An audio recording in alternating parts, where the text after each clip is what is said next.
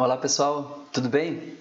Como nós vimos na aula passada, as equações que regem a propagação de uma linha de transmissão são bastante similares às equações que regem a propagação de uma onda plana uniforme. Então aqui, por exemplo, eu tenho a tensão ao longo da linha, é uma expressão bastante semelhante àquela que a gente já viu com onda plana uniforme se propagando no meio com perda. A atenuação se dá da mesma maneira.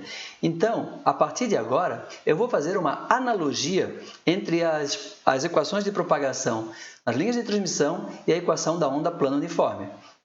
Então, aqui, nós vamos começar com as equações da onda plana uniforme, aqui nessa coluna esquerda.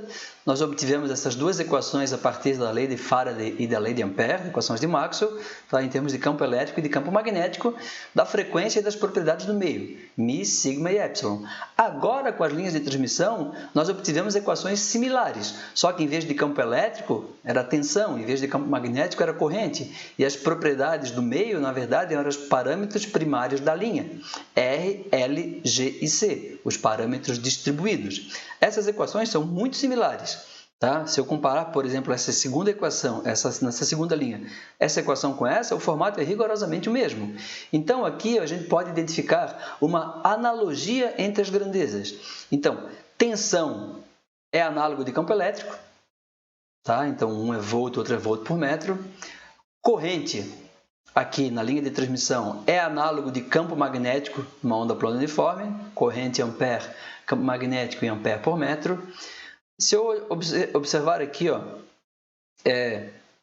J ômega μ, J ômega L, então a permeabilidade do meio é análoga à indutância distribuída da linha, certo? As duas grandezas são dadas em R por metro, lembrando que o L aqui é por metro. Sigma, condutividade aqui da equação de baixo, sigma aqui, G aqui, são análogos, os dois em siemens por metro. Epsilon e C, a permissividade e a capacitância por unidade de comprimento são análogos, a unidade também é a mesma, Farad por metro. A analogia só falha porque aqui nas equações da linha de transmissão nós temos um R, resistência distribuída, e esse termo está faltando na onda plana uniforme. Se existisse condutividade magnética, correntes magnéticas, a analogia seria perfeita, tá certo? A gente vai utilizar essa analogia, então, onde tiver G mais J ômega C, eu vou substituir por sigma mais J ômega epsilon, onde tiver campo elétrico, eu vou colocar tensão, onde tiver campo magnético, eu vou colocar corrente, e onde tiver J ômega μ, eu vou colocar R mais J ômega L.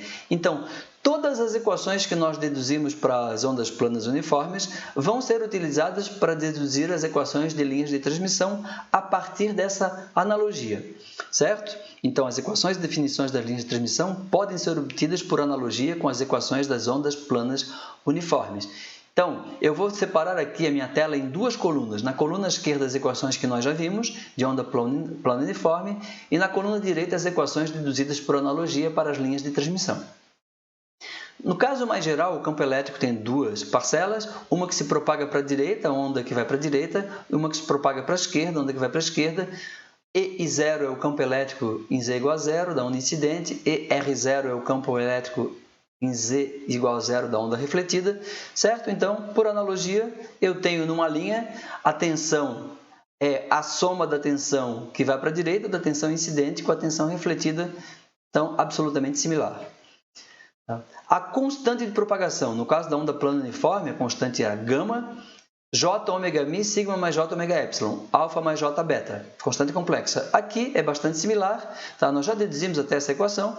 Então, se eu fosse fazer por analogia, sigma mais J ômega epsilon seria G mais J ômega C, J ômega μ seria R mais J ômega L, tá? Nós já deduzimos essa equação. Então, a constante de propagação, o nome é o mesmo, porque a interpretação é rigorosamente a mesma. Ela define a propagação tanto numa onda plana uniforme quanto numa linha de transmissão. De maneira geral, é uma constante complexa que tem parte real alfa, em Neper por metro, associada à atenuação da onda à medida que se propaga, e beta, constante de fase associada à variação da fase à medida que a onda se propaga, certo? A impedância intrínseca numa onda plana uniforme por definição, é a razão entre o campo elétrico e o campo magnético, de uma onda que se propaga para a direita aqui. Se fosse uma onda que se propaga para a esquerda, teria que trocar o sinal. Tá? Então, de maneira geral, a impedância intrínseca é um número complexo que depende da frequência e das propriedades no meio. Ora, numa linha de transmissão, eu vou obter a impedância intrínseca da linha, que é chamada impedância característica. Intrínseco e característico são basicamente sinônimos. O que é a impedância característica de uma linha de transmissão? Por definição, é o fasor tensão dividido pelo fasor corrente da onda que se propaga para a direita.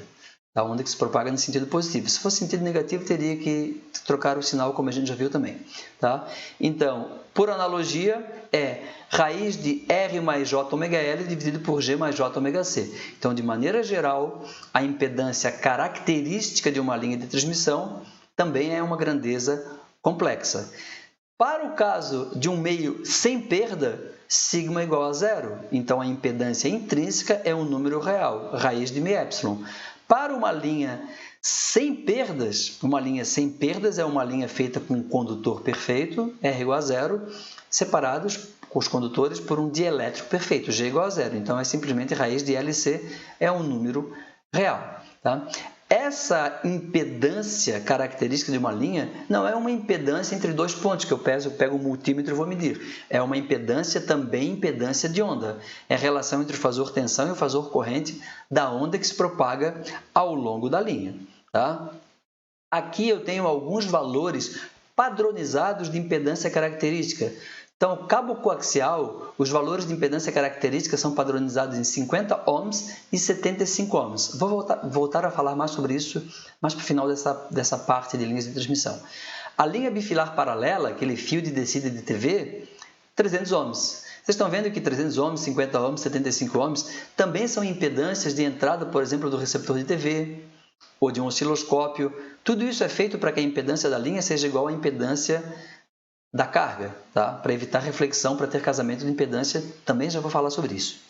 Numa linha de Ethernet, o valor padronizado é aproximadamente 100 ohms, USB 90 ohms, HDMI 100 ohms, VGA 75 ohms. Se vocês olharem aqui, são todos valores padronizados, valores reais. Por quê? Porque nas frequências de utilização desse tipo de linha de transmissão, que estão aqui, cabo coaxial, etc., as perdas são bem pequenas, então R e G são desprezíveis perante JωL e perante JωC. Então, é uma linha aproximadamente sem perdas. Então, o cabo coaxial não tem exatamente 50 ohms, tem aproximadamente 50 ohms. Tem uma pequena parte imaginária associada com as perdas, mas isso é irrelevante porque é muito pequeno comparado com a parte real. Tá?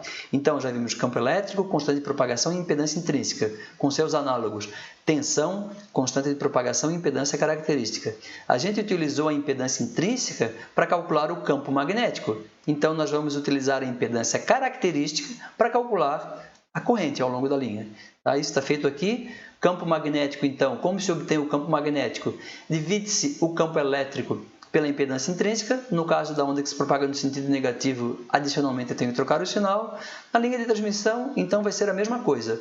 Para obter a corrente, que é o análogo do campo magnético, eu divido a tensão pela impedância característica da linha, Z0.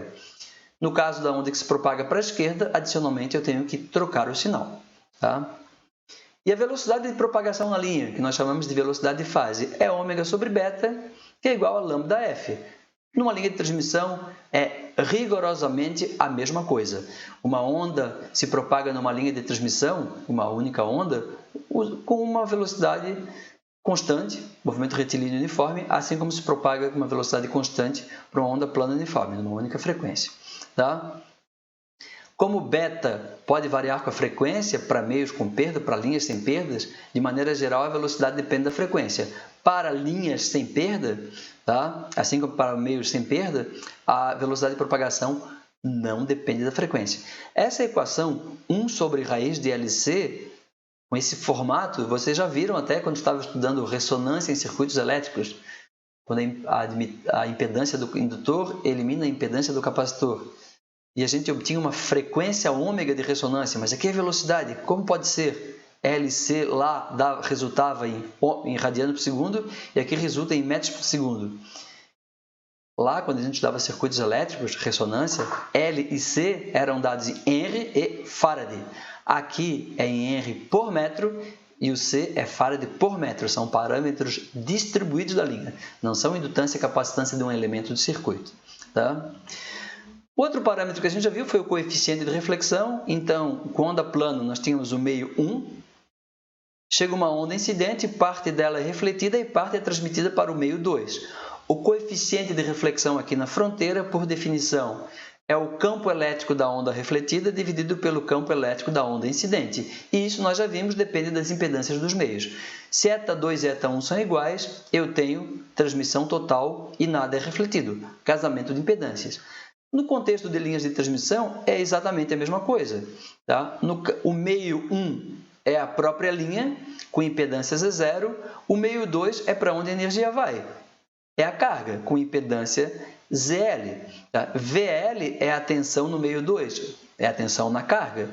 Então, por definição, no contexto de linha de transmissão, o coeficiente de reflexão é a tensão refletida dividido pela tensão incidente aqui na fronteira. A fronteira é o ponto de junção entre a linha e a carga. E, por analogia, o meio 2 é a carga e o meio 1 é a linha, então é ZL menos Z0 dividido por ZL mais Z0. Quando que eu não vou ter reflexão? Não vou ter reflexão quando a impedância da carga ZL for igual à impedância Z0 da linha. Então, nesse caso, eu tenho casamento de impedâncias. Toda a energia que vem pela linha vai ser transmitida à carga sem nenhum tipo de reflexão. Se a impedância da linha e a impedância da carga forem diferentes, eu vou ter reflexão e vai ter, então, duas ondas na linha de transmissão e vai ter interferência construtiva, interferência destrutiva, etc. Esse foi, então, o coeficiente de reflexão. A letra é a mesma, o nome é a mesma. O próximo é o coeficiente de transmissão.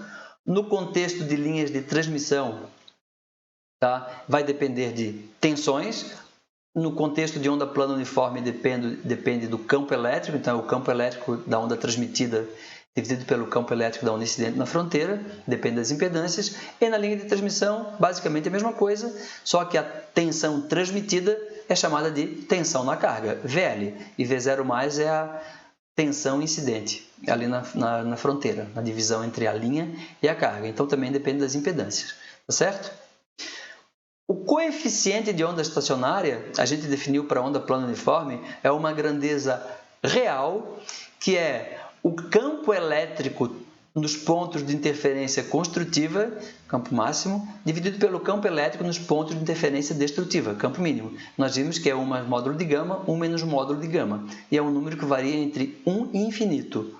1 quando eu não tenho reflexão e infinito quando eu tenho reflexão total. Com linha de transmissão, é a mesma coisa, só ganhou uma letra adicional aqui, então, Standing Wave Ratio. Aqui ele ganhou voltage, porque no contexto de linha de transmissão, o coeficiente de onda estacionário é definido em termos de tensões, voltage, e não em termos de campo elétrico. Então, é tensão no ponto de interferência construtiva, tensão máxima dividida pela tensão no ponto de interferência destrutiva, tensão mínima, e também depende do coeficiente de reflexão. Como eu já tinha dito, a grande vantagem de trabalhar com coeficiente de onda estacionária é que é um número real, e o pessoal da área técnica prefere trabalhar com números reais. Impedância de entrada. Bom, nós vimos no contexto de ondas planas uniformes que se eu tenho um meio 2 e um meio 3, aqui mais à esquerda eu posso ter um meio 1, um segmento com comprimento L do meio 2, a gente supôs o meio 2 sem perdas, seguido de um meio 3, ele pode ser representado por uma impedância equivalente vista aqui dessa fronteira para a direita. Essa impedância equivalente é a relação entre o campo elétrico total nessa interface dividido pelo campo magnético total. Essa interface fica em Z igual a menos L. Z igual a 0, essa outra interface mais à direita. Tá certo? Então, essa impedância de entrada, ela depende da espessura do meio 2, L, da constante de fase no meio 2 e das impedâncias intrínsecas no meio 2 e no meio 3. Então, o meio 2 e o meio 3 não estão em série, eles também não estão em paralelo. Então, como que eu calculo a impedância equivalente do meio 2 e meio 3? usando a impedância de entrada. No contexto de linhas de transmissão, é bastante análogo, tá? Eu tenho, então, um segmento de linhas sem perdas, por enquanto, com comprimento L e impedância características a zero, terminada numa impedância de carga ZL. Quanto vale a impedância equivalente vista daqui para a direita, que leva em conta o pedaço de linha mais a carga? Eles não estão em série, eles não estão em paralelo. Aqui nós estamos estudando linhas de transmissão. A teoria de circuitos ela não se aplica diretamente. Então, eu não posso colocar Z0 mais ZL ou Z0 paralelo com ZL. Tá? Não é o caso. Então, quanto vale a impedância equivalente vista daqui para a direita? Ora, o conceito de impedância equivalente é o conceito de impedância de entrada, que é a relação entre tensão e corrente num dado ponto. Esse ponto aqui, colocando a carga em Z igual a zero, eu tenho que esse ponto está L metros à esquerda da carga. Então, é Z igual a menos L. Fazendo as contas, eu não vou fazer agora, eu faço depois, mas usando por analogia, a impedância do meio 3 é ZL. Então, onde tiver aqui eta 3, eu coloco ZL. A impedância do meio 2 é a impedância da linha, Z0. Então, onde tiver eta 2, eu coloco Z0. Eu posso ter alguma outra coisa aqui para a esquerda. Pode ser uma outra linha, por exemplo, tá? Ou para a própria fonte. Então, aqui nós temos a equação que permite calcular a impedância de entrada de um segmento de linha de transmissão de comprimento L impedância característica Z0, terminada numa impedância de carga ZL. Essa equação aqui, ela vale para uma linha sem perdas. E se a linha tiver perdas? Bom, essa equação não vale, a gente vai deduzir ainda a equação mais geral. Então, na próxima aula, a gente vai dar continuidade ao estudo de linhas de transmissão, falando um pouco mais sobre, especificamente, linha de transmissão sem perdas. Nós vamos utilizar essas equações que a gente deduziu agora, tá? Por analogia, para falar um pouco mais sobre a linha de transmissão sem perdas e definir alguns outros parâmetros bastante importantes nesse contexto. Tá certo, pessoal? Até lá, então!